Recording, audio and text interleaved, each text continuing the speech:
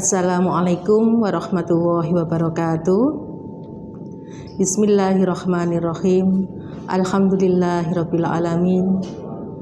Wa bihi nasta'inu ala umuri dunya waddin. Wassalatu wassalamu ala sayyidina Muhammadin wa ala alihi wa sahbihi ajmain. Alhamdulillah, pada kesempatan hari ini kita masih diberikan kesehatan yang berupa nikmat Islam dan iman. Semoga kita semua bisa masuk surganya Allah Subhanahu wa taala. Kaum muslimin rahimakumullah, dalam kehidupan di dunia ini kita tidak akan lepas dari yang namanya musibah atau ujian. Dan ujian tersebut akan bisa bernilai suatu ibadah bagi kita semua apabila kita menerimanya dengan ikhlas, dengan tabah, dan dengan sabar. Kita lari kemanapun, kita akan bersembunyi dimanapun, akan bertemu dengan namanya ujian atau musibah tersebut atau cobaan. Dalam Al-Quran dijelaskan dalam surat Al-Baqarah ayat 153, A'udzu billahi minasyaitonir rajim. Bismillahirrahmanirrahim.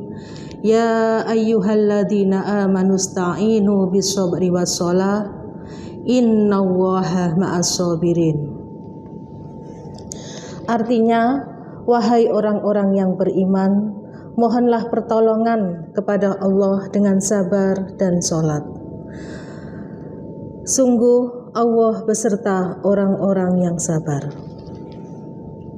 Di dalam Al-Quran kita diperintahkan oleh Allah untuk senantiasa bersabar di dalam menghadapi suatu cobaan.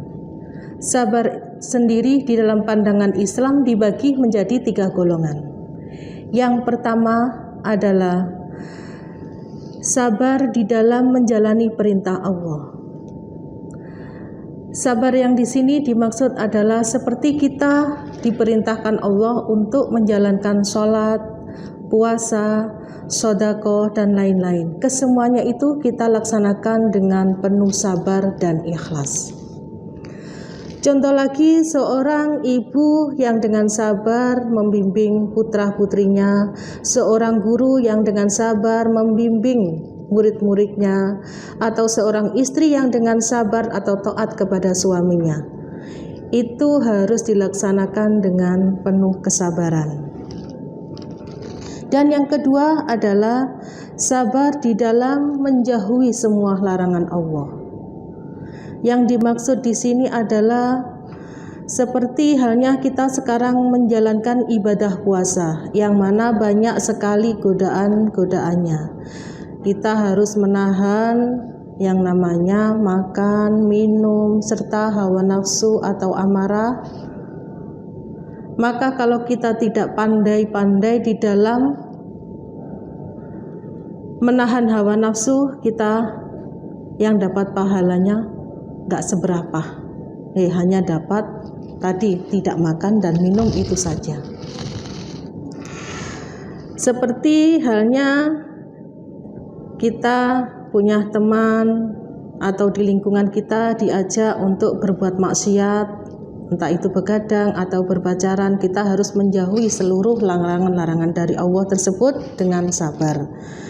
Yang ketiga adalah sabar di dalam menerima musibah atau cobaan atau takdir yang diberikan Allah kepada kita. Ketika diberikan bencana atau musibah, kita harus menjalankan dengan sabar. Ketika hasil yang tidak sesuai dengan harapan juga harus kita terima dengan sabar. Ketika yang diharapkan meninggalkan kita juga harus diterima dengan sabar.